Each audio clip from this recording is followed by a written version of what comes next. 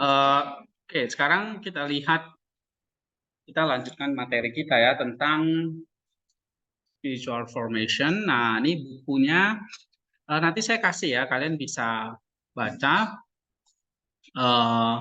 tentang kekristenan atau the Orthodox terapi, psikoterapi ya. Jadi kalian masuk ke fakultas atau jurusan teologi ini kayak kalian masuk ke ilmu kedokteran. Ya, kalau di dalam ilmu kedokteran kalian belajar tentang pengobatan ya kan, gimana cara menyembuhkan penyakit fisik, misalnya mata, perut, ya organ-organ tubuh ya. Nah, itu di dalam kedokteran atau di dalam medicine. Tetapi kalau kalian masuk ke jurusan teologi, yaitu seperti kedokteran ya, kita belajar tentang bagaimana cara menyembuhkan penyakit. Tapi bukan penyakit fisik, tapi penyakit rohani atau penyakit jiwa. Ya, karena apa? Karena teologi itulah semacam ilmu pengobatan atau ilmu terapi untuk mengobati jiwa kita. Ya, seperti kita tahu jiwa kita, tubuh kita itu adalah ciptaan Allah, ya kan? Yang dari tidak ada menjadi ada. Nah, tapi ciptaan itu sudah dibuat berdasarkan desain. Desainnya apa? Gambar Allah. Jangan lupa, ya. Desainnya adalah gambar Allah itu. Sehingga gambar Allah itu menjadi desain atau prototipe kita. Seperti kalau kita mau buat mau pabrik itu kalau mau buat mobil, mereka bikin prototipe dulu. Ya kan? Nah, baru nanti itu oke, bagus, baru diproduksi banyak. Nah, Allah membuat rancangan atau prototipe itu adalah gambar Allah itu, yaitu Kristus. Ya, lalu dari rancangan itu kita dibuat. Nah, sehingga kita manusia ini yang punya esensi tubuh dan jiwa sudah dibuat oleh Allah, dicipta oleh Allah berdasarkan gambar tadi. Ya kan? Nah, tetapi gambar ini itu kan namanya gambar ya. Nah, gambar itu harus diolah lagi, diubah lagi menjadi rupa. Ya. Nah, kenapa rupa? Karena rupa itulah jati diri manusia yang sejati. Tapi kalau tidak ada gambar, kan rupa itu nanti kan jadi lain gitu. Ya, contohnya saya pernah kasih tahu orang pematung kalau mau mahat kayu, dia kalau nggak ada gambarnya kan dia bingung kan, mau pahat apa. Jadi kalau kita kasih gambar, akhirnya dia jadi tahu, oh polanya seperti ini, gambarnya seperti ini, sehingga dia bisa pahat menjadi serupa dengan gambar itu. Oke? Nah, kita juga sedang dipahat nih, sedang dibentuk oleh Allah berdasarkan gambar tadi untuk serupa dengan gambar tadi. Ya, gambar itu hanya pola, tetapi yang realnya adalah serupa tadi, ya serupa dengan gambar tadi. Nah, gambar dan pola itu atau rupa itu adalah Kristus, sehingga kita dicipta untuk menjadi serupa dengan Kristus. Nah, untuk dari gambar menjadi serupa, ternyata nggak segampang yang kita pikirkan, yang kita bicarakan. Ya, ada banyak hal yang harus kita sembuhkan. Ya, sebab apa? Gambar kita kan oleh Allah dalam Alkitab dikatakan telah rusak oleh dosa. Jadi kalau misalnya kita punya foto atau gambar kita yang lama, itu ya, misalnya sudah 20 tahun, 10 tahun, itu kan kusam gitu ya. Nah, itu harus dibersihin. Nah, proses kita membersihkan itu atau menjadikan gambar itu jadi bagus lagi, itulah yang namanya kekristenan. Sehingga waktu kalian belajar teologi, ya, jadi orang Kristen, belajar teologi itu kayak belajar ilmu pengobatan. Belajar tentang Allah, bagaimana mengobati kita, belajar tentang Kristus, belajar tentang macam-macam yang kalian pelajari, itu harus dilihat sebagai ya kayak kalian belajar tentang kedokteran atau pengobatan. Oke? Nah, that's yang kita mau pelajari di sini ya. Nah, sehingga kekristenan atau teologi itu sebetulnya satu apa ya, pelajaran yang sangat praktis ya. Karena untuk membersihkan atau memurnikan gambar itu kita memang harus praktis ya, harus membersihkan. Sama seperti kayak kalau kita punya sabun, kalau sabun itu nggak pernah kita pakai, ya sabun itu nggak akan pernah membersihkan sesuatu kan gitu ya kan? Tapi kalau sabun itu kita pakai, kita buat bersihkan piring lah, baju lah, maka sabun itu bisa membersihkan.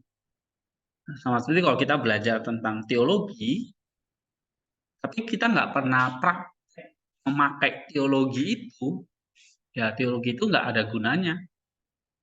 Teologi itu nanti hanya jadi pengetahuan aja. Sama kita tahu, oh sabun itu tujuannya membersihkan. Kita hanya tahu, tapi kita nggak pernah pakai. Maka nggak ada gunanya kan? Nah, sama seperti kita tahu tentang Kristus, tahu tentang teologi, tahu tentang Allah. Tapi kita nggak pernah pakai teologi itu, maka nggak ada gunanya. Ya. Oh, Maximus mengatakan bahwa teologi itu adalah practical filosofi ya, untuk membersihkan hati kita dari noda-noda dosa, dari passion ya. Sehingga kekristenan atau teologi itu dia bukan hanya apa ya, bukan hanya sebuah agama, tetapi adalah praktek hidup ya, gaya hidup. Nah, sehingga gaya kita hidup itu harusnya seperti apa sih jadi orang Kristen? Nah, ini yang kita mau pelajari di sini ya. Yang kalian sudah pelajari adalah bagaimana gambar itu jadi rupa, itu gaya hidup kita. Ya kan? Nah, untuk gambar jadi rupa itu kita harus membersihkan dari dalam. Apa membersihkan? Membersihkan nus kita, ya kan? Logos kita, roh kita, ya kan? Karena yang di dalam itu kan nggak kelihatan, tetapi diajarkan oleh Alkitab, oleh Tuhan, yaitu ada logos, ya.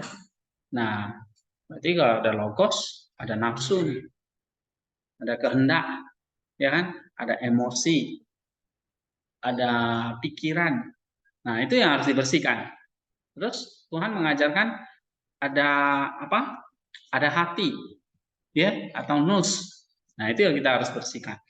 Lalu kita juga punya roh. Jadi kita nggak hanya punya tubuh jasmani aja, kita juga punya roh. Nah, roh inilah yang akhirnya bisa berelasi dengan Roh Kudus. Sehingga kalau manusia punya roh, manusia bisa berelasi dengan Allah. Berbeda dengan binatang, binatang nggak punya roh. Sehingga mereka, binatang atau tumbuhan itu tidak bisa berelasi dengan Allah dalam pengertian berbicara atau berdoa, meminta.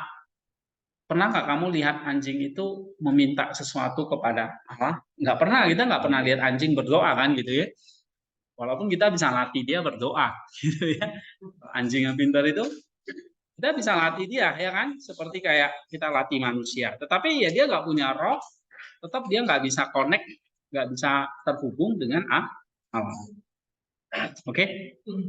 Nah ini yang kita harus latih. Bentar ya, ini bukunya kalau buka ini agak tersendat-sendat. Saya kurang tahu nih kenapa ya buku ini terkutuk kali ya, nggak mau buka terus. Oke. Nah ini ya.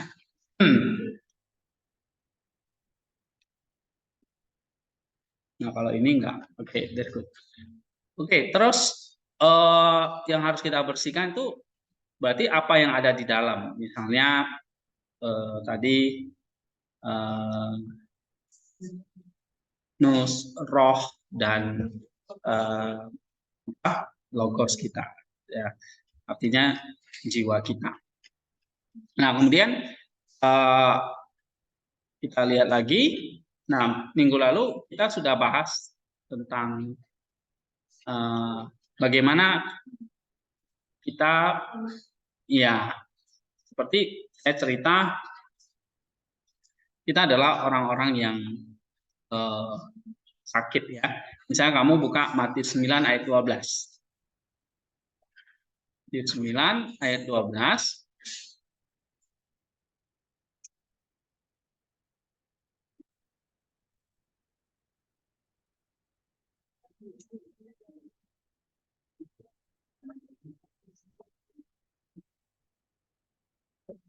Oke, coba bacakan Matius 9 ayat 12. Yesus mendengarnya dan berkata, bukan orang sehat yang memerlukan tabib, tetapi orang sakit. Ya, jadi kita tuh Yesus mengatakan dia datang seperti tabib untuk orang-orang yang sakit. Yang sakit apanya? Yang sakit ya itu tadi keberadaan diri kita, ya, yaitu roh kita, nus kita, jiwa kita. Nah, kalau itu gelap, itu sakit, maka sebetulnya tubuh itu akan menuju kepada kebinasaan karena upah dosa itu adalah ya, jadi kita akan menghadapi yang namanya kematian. Nah, tetapi kalau kita memperbarui diri kita, ya, maka kita akan memperoleh hidup. Jadi memperoleh hidupnya adalah karena kita seperti perumpamaan Tuhan Yesus itu, ya, seperti orang yang dirampok, dia kalau dibiarkan dia akan mati, ya kan? Tetapi Tuhan datang sebagai orang Samaria itu menyembuhkan orang sakit itu. Yang minggu lalu kita udah cerita, ya, dia diberi minyak dan anggur. Minyak dan anggur itu adalah lambang dari tubuh dan darahnya, ya. Jadi hanya di dalam Kristus keselamatan itu adalah Kristus. Jadi ketika kita masuk ke dalam Kristus itu, ya, diobati dengan minyak dan anggur tadi, diobati oleh tubuh dan darah Kristus, maka kita akan sembuh. Ya, oke. Kemudian coba baca Mazmur 38 ayat 5.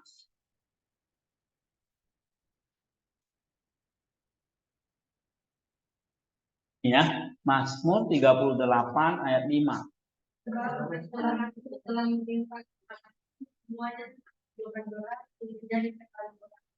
Iya. Coba baca sekali lagi. Sebab kesalahanku telah menimpa kepalaku, semuanya seperti beban berat yang menjadi terlalu berat. Iya. Kita terluka gitu, ya. Seperti orang yang dirampok dalam perumpamaan Samaria itu. Nah, terluka atau kita terluka itu karena kesalahan kita, karena manusia itu dicipta menurut gambar Allah, ada kehendak bebas. Dengan kehendak bebas kita melakukan perbuatan yang bertentangan dengan Allah, ya, yang bertentangan dengan kodrat kita. Tadi kodrat kita dicipta untuk jadi serupa dengan Allah. Tapi kita nggak mau serupa Allah, kita mau serupa dengan yang lain. Nah, itu berarti bertentangan dengan kodrat, dengan kehendak bebas kita. Akhirnya kita berdosa dan itulah yang membuat kita terluka, gitu, ya. Atau yang membuat kita tadi dalam Mazmur itu begitu berat luka kita. Oke? Karena setiap dosa itu mendatangkan tadi, ya, luka. Nah, kalau kita dirampok, ya, kita dirampok atau kita terluka, ya. Nah, ada Samaria, ada orang Samaria itu Kristus sendiri yang datang dari surga ke bumi untuk menyembuhkan orang atau orang yang sakit tadi. Nah, dia menggunakan apa? Minyak dan anggur untuk luka itu. Ya kan? Nah, ini artinya apa? minyak dan anggur itu adalah lambang dari tubuh dan darahnya. Ya. Oke, jadi hanya dengan tubuh dan darahnya maka ya kita disembuhkan. Sama seperti kalau kita jatuh, luka, kita butuh obat kan. Nah, obatnya itu adalah tubuh dan darah Kristus. Ya. Oke. Nah, sekarang kita lihat di sini. Tetapi orang yang sakit tadi itu juga dibawa ke tempat penginapan. Benar kan? Nah, penginapan itu adalah lambang dari gereja. Ya, karena di tempat penginapan itu orang itu lalu disembuhkan oleh si pemilik penginapan. Sehingga di sini Tuhan nggak bekerja sendiri. Ya, Tuhan bekerja dengan gerejanya untuk menolong orang-orang yang berdosa. Jadi gereja ada itu seperti kayak rumah sakit, ya. Is a hospital which heal those sick with sin. Nah, gitu. Gereja seperti sebuah rumah sakit yang menyembuhkan orang-orang yang sakit karena dosa. Siapa pemilik penginapan itu? Ya, mereka lah para imam, ya, para hamba Tuhan. Mereka lah yang dipercaya untuk mengelola rumah sakit itu. Ya, jadi kalau di rumah sakit nggak ada dokter, ya bukan rumah sakit namanya, penginapan mungkin ya. Tapi di rumah sakit pasti ada dokter. Nah, kalian inilah misalnya yang belajar di tempat ini, maka tadi saya bilang kayak belajar dokter. Oke. Nah, jadi kalau kayak belajar dokter ya kalian belajar untuk menyembuhkan. Tapi sebelum kalian menyembuhkan orang lain, ya kalian yang harus disembuhkan dulu. Ya, kalau kamu sakit, kamu bisa nggak nyembuhin orang yang ini? Misalnya dokternya sakit-sakit gitu ya, mana bisa kerja kan gitu. Nah, dokternya harus sehat gitu. Nah, sama seperti kita juga pasti menyembuhkan diri kita. Ya. Tadi dalam Matius 9 ayat 12 dikatakan orang yang sakit lah yang membutuhkan dokter. Nah, dokter kita siapa? Kristus. Ya. Jadi kalau kamu belajar tentang Kristus, ya kamu belajar tentang cara mengobati. Karena Kristus itu dokternya. Jadi kalau kamu belajar sama dokter, apa yang kamu pelajari? Ya ilmu pengobatan kan? Gitu. Oke? Ya toh? Masa ilmu dukun kan enggak kan? Kalau kamu belajar sama montir, berarti kamu belajar apa? Hah? Kamu belajar bengkel ya kan? Kamu belajar gimana perbaiki mobil kan gitu. Nah, oke. Nggak mungkin di situ kamu diajarin cara salon ya kan? Jadi kamu belajar sama Bu Kesia, gitu. Nah, nanti ajarin kamu cara salon gitu ya. Oke. Oh, Bu Kesia ahli ini dia, pajak. Nah, kalau kamu belajar Bu Kesia, kamu belajar tentang pajak misalnya, ya kan? Gitu. Tapi kalau kamu belajar sama Kristus, berarti kamu belajar apa? Hah? Membangun gereja. Oke. Kalau kamu belajar sama Kristus, berarti kamu belajar apa? Coba baca Matius 9:12. Ini belum nyambung. Matius 9 ayat 12. Ya, baca.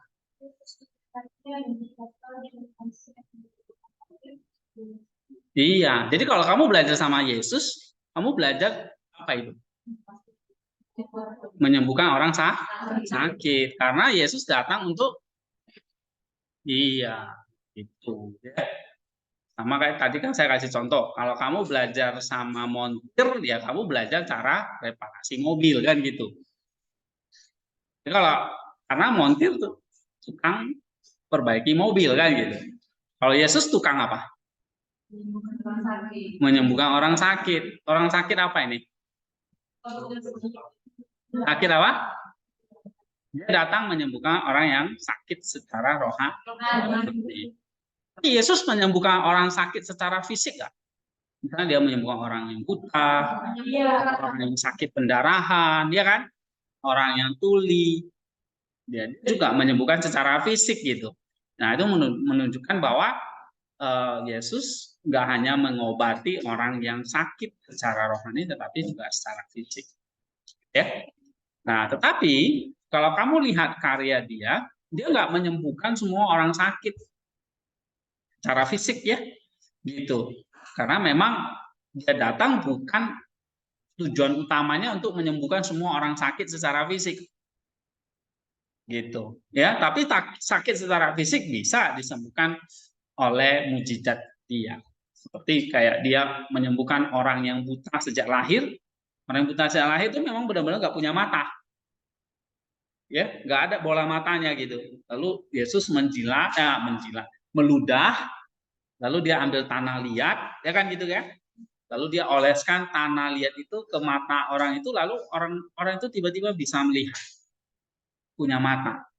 Nah, ini kan Tuhan itu sang pencipta yang buta sejak lahir itu kan berarti memang nggak punya mata. Bukan ada mata terus matanya rusak, enggak. Tapi memang benar-benar nggak punya mata. Nah, lalu Yesus bikin mata dari tanah liat, dioleskin kepada matanya sehingga dia punya bola mata. Oke? Yesus bisa melakukan itu. Artinya dia menyembuhkan sakit secara jasmani. Tetapi di dalam pelayanan dia tidak menyembuhkan semua orang sakit. Karena memang bukan tujuan utamanya. Tujuan utamanya apa? Matius 9:12 itu katakan untuk orang-orang yang sakit secara rohani. Kenapa? Kalau rohani itu disembuhkan, ya, walaupun misalnya orang itu tetap sakit secara jasmani, rohnya diselamatkan, tubuhnya diselamatkan. Karena kalau kita percaya kepada Kristus, itu yang mengaku percaya itu apa? Roh kita. Tubuhmu ya hanya ikut gitu. Tubuhmu kan digerakkan oleh rohmu. Nah, maka tubuhmu memuji Allah, tubuhmu dipakai untuk perbuatan yang benar itu. Tetapi yang menyatakan imanmu adalah rohmu. Nah, maka roh ini yang harus disembuhkan dulu. Ya, roh inilah yang harus disembuhkan. Karena sakit harus disembuhkan dulu supaya orang itu diselamatkan. Nah, jadi kalau kamu belajar kepada Kristus, ya, Kristus itu adalah tabib atas jiwa dan tubuh, maka kita belajar apa? Belajar bagaimana menyembuhkan jiwa dan tubuh gitu ya. Oke. Coba baca Matius 4 ayat 23.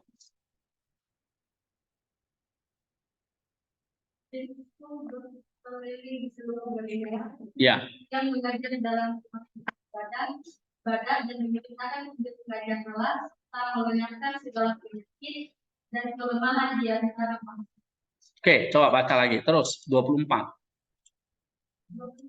Ya, lanjut. Siapa diri dia disebut dan jualan kepadanya semua orang yang membutuhkannya, yang menderita berbagai penyakit dan sengsara, yang kerasukan, yang kaya dan yang lumpuh, lalu Yesus menyembuhkan mereka. Oke, ayat 25. Maka orang banyak belum di dia, mereka datang dari Galilea dan dari Dekapoli, dari Yerusalem dan dari Yudea dan dari seberang Yordan. Nah, begitu. Jadi kamu lihat Yesus juga berkeliling ke seluruh Galilea, dia ngajar ke rumah-rumah ibadat, memberitakan Injil Kerajaan Allah, ya kan? Ini dia sebagai tabib rohani, memberitakan Injil untuk kesembuhan jiwa orang. Karena Injil itu obatnya. Jadi kalau obatnya harus dikasih. Karena dokter kan kasih obat, betul kan? Kalau kamu dokter tapi nggak pernah kasih obat sama orang, ya orang itu nggak akan pernah sembuh gitu, ya kan? Tapi dia juga melenyapkan segala penyakit dan kelemahan di antara bangsa itu. Nah, lihat, jadi Yesus itu tabib jiwa dan tabib jasmani. Ya, jadi dalam kekristenan itu bukan hanya bicara soal masalah dosa, tetapi juga harus sehat secara jasmani. Jadi tubuhmu jangan kamu pakai untuk hal-hal yang mencemarkan.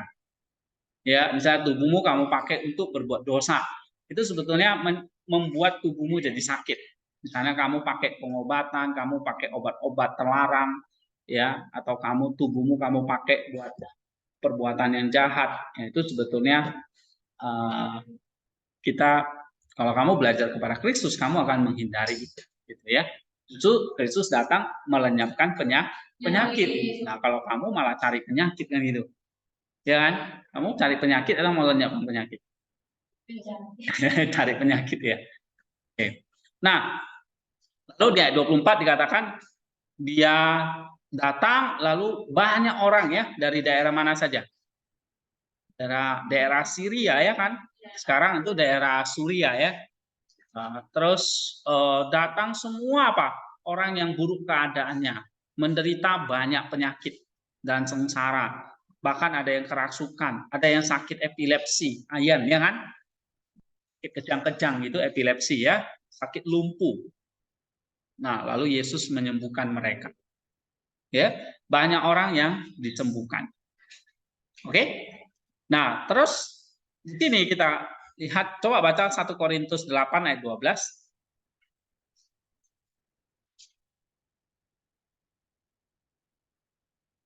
Baca 1 Korintus 8 ayat 12. Jika engkau sedang demikian berbuat terhadap saudara-saudaramu dan berbukai hati kepada mereka yang lemah, engkau pada hakikatnya berdosa kepada Kristus. Iya. Jadi kalau kita lihat di sini, jika kamu berdosa terhadap saudara-saudara iman, saudara, apa yang terjadi? Kamu berdosa terhadap Kristus. Coba baca Wahyu 22 ayat 1. Wahyu 22 ayat 1. Lalu ia menunjukkan kepadaku surat-surat kehidupan yang demi bagaikan kau dan mengalir keluar dari tanpa Allah dan tanpa anak domba. Iya, Wahyu 22 ayat 1. Lalu ia menunjukkan kepadaku, baca lagi sampai ayat 3 deh.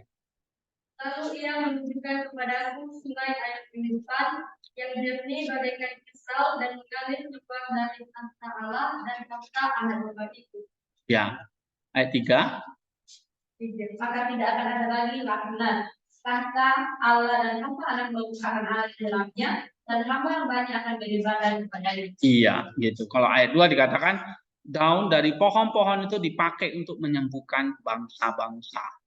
Ya, jadi di dalam ayat kitab suci dikatakan bahwa pekerjaan dari Kristus itu, ya, misalnya menyembuhkan dosa dan menyembuhkan sakit penyakit, ya. Nah, maka pekerjaan dari gereja itu, karya gereja itu adalah terapeutik, artinya menyembuhkan, ya, menyembuhkan orang yang sakit, terutama jiwa mereka. Oke, jadi kalau saya tanya, kalau kamu belajar kepada Kristus, berarti kamu belajar bagaimana menyembuhkan jiwa. Ya, nah ini poin pentingnya. Oke, sehingga nanti pelajaran-pelajaran kita selanjutnya kita akan belajar tentang filokalia. Ini kalau kamu belajar kedokteran, ada buku-buku kedokteran kan?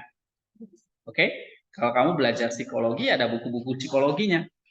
Nah, nanti kamu akan belajar filokalia, ini seperti buku kedokteran. Buku tentang spiritualitas. Bagaimana kita punya spiritualitas yang sehat, ya, buku filokalia ini. Oke. Jadi kita akan mengatakan bahwa iman kepada Kristus, ya, tetapi tanpa ada kesembuhan, maka itu bukanlah iman sama sekali. Ya, sama seperti kalau kita percaya kepada dokter, tapi kita nggak pernah mau minum obat dari dokter itu, maka sebetulnya kita nggak percaya sama dokter itu, ya kan? Sama seperti kalau kita percaya kepada Kristus, tetapi kita nggak pernah mau menyerahkan hidup kita supaya Kristus itu menyembuhkan kita, sebetulnya kita nggak percaya kepada Dia, ya? Oke. Nah, kemudian kita juga lihat poin yang kedua, Tadi yang saya katakan, waktu kita belajar teologi di sini, kita belajar cara menyembuhkan. Tadi kan kalau kita belajar kepada Kristus, kita belajar tentang bagaimana jadi dokter. Nah, Kristus ngajarin kita teologi. Jadi teologi itu bukan ilmu dari saya, dari para dosen. Saya, para dosen, dari buku-buku yang kalian belajar. Itu semua belajar dari Kristus. Karena Kristus mengajarkan apa? Teologi. Ya. Jadi kalau dokter ada namanya ilmu kedokteran. Ya kan? Apalah namanya istilahnya ya. Kalau belajar pajak ada ilmu tentang pajak misalnya gitu. Tapi kalau belajar kepada Kristus ada namanya teologi. Ya. Nah, nama ilmunya apa? Teologi. Jadi kalian mesti bangga. Kenapa kok milih jurusan teologi? Mungkin teman-teman kalian ada ambil jurusan komputer lah, mungkin ada ambil jurusan ekonomi lah, atau kesehatan dan sebagainya. Ya kamu jangan minder kok kamu jurusannya teologi. Justru teologi itu adalah ilmu yang sangat penting karena menyembuhkan orang yang sakit. Berasal dari siapa teologi? Dari Kristus itu sendiri. Gitu. Ya. Oke, ada pertanyaan sampai di sini?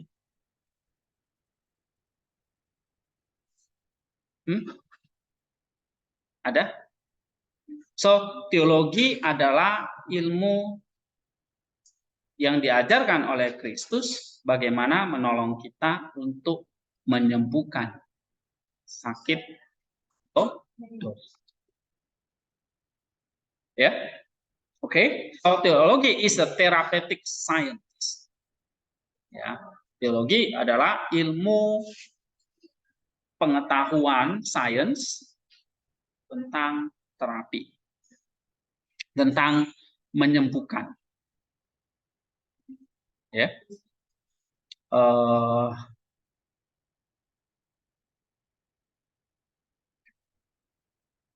Jadi kalau ada satu perkataan yang bagus dari Nelos, ya, dia mengatakan kalau kita belajar teologi itu nggak pernah lepas dari bagaimana kita berdoa. Khususnya bagaimana kamu melatih rohmu, jiwamu, atau nus kamu untuk selalu connect dengan Allah yang hidup. Karena teologi bukan hanya semacam kayak textbook gitu, ilmu yang mati. Sebab kita belajar Allah yang hidup. Ya kan? Kita belajar tentang Allah, Allah itu hidup gak? Hidup. Kita belajar sesuatu yang hidup. Gitu. Ya. Sehingga kita perlu bicara sama sesuatu yang hidup itu. Sama lah, kamu belajar tentang organ manusia nih, tentang dokter manusia. Waktu kamu ngobati pasien, kalau kamu nggak pernah bicara sama dia, gimana kamu tahu penyakit dia? Benar nggak? Gitu. Ya kan kamu harus bicara sama pasien ya kan? Ajak dia ngomong sakit apa, gejalanya apa, lalu pasien itu akan cerita gitu kan? Karena ini orang yang hidup gitu, ya. Karena kamu mau ngobati dia. Nah, sebenarnya kita juga berbicara tentang apa? Ya, belajar teologi berarti kita mengenal Allah, belajar tentang Allah, Allah itu hidup, ya kita harus ngobrol sama dia. Bicara sama dia. Nah, untuk bicara sama dia, itulah yang dipakai dengan doa. Jadi dikatakan, if you are a theologian, you will pray truly. And if you pray truly, you are a theologian. Ya, ini ngerti nggak bahasa Inggrisnya? Hah? Kalau kamu belajar teologi, berarti kamu adalah seorang teolog. Ya, bukan seorang montir atau pilot atau profesi lainnya gitu ya. Tapi kamu seorang teolog karena kamu belajar teologi. Ya, jika kamu seorang teolog, maka kamu akan berdoa. Nah, jika kamu berdoa, maka kamu seorang teolog. Ini artinya apa? Kita belajar tentang Allah, belajar tentang Kristus, belajar teologi, tidak pernah lepas komuni kita atau relasi kita dengan Allah. Ya. So if you are a theologian, you will pray truly, and you pray truly, you are a theologian. Nah, gitu. Bahaya kalau kita di sini belajar teologi, tetapi kita nggak pernah berdoa. Nah, itu bahaya sekali. Ya, sama seperti kamu seorang dokter yang hebat nih, gitu ya. Tapi kamu sendiri sakit gitu, ya. Ya kamu bisa ngobati banyak orang, tapi kamu sendiri sakit, ya kamu akan mati. Gitu. Nah, sama seperti kita tahu banyak tentang Allah, kita belajar teologi, tapi kita nggak pernah disembuhin gitu. Kita tetap sakit, ya kan? Maka nggak ada guna. Okay, so you are theologian, you will pray truly. If you pray truly, you are theologian. Nah, coba sama-sama ucapkan ya. 1, 2, 3.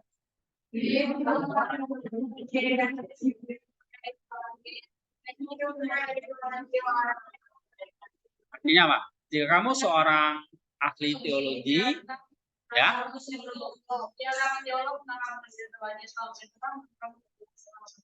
Iya. Jika kamu seorang teolog, kamu akan berdoa dengan sungguh-sungguh. Oke? Jika kamu berdoa dengan sungguh-sungguh, maka kamu seorang teolog. Ya. Oke, ini